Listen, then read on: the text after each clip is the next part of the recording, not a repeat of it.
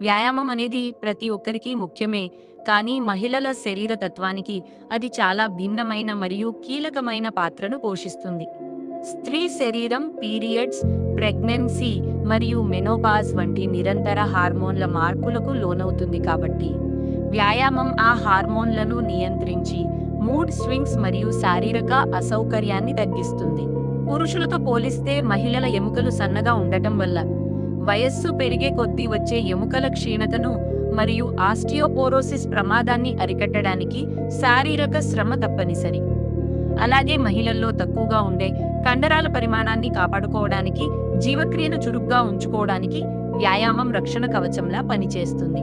మానసిక ఆరోగ్యపరంగా చూస్తే ఆందోళన మరియు డిప్రెషన్ వంటి సమస్యల నుండి బయటపడటానికి వ్యాయామం మెదడులోని రసాయనాలను సమతుల్యం చేసి ఆత్మవిశ్వాసాన్ని పెంచుతుంది.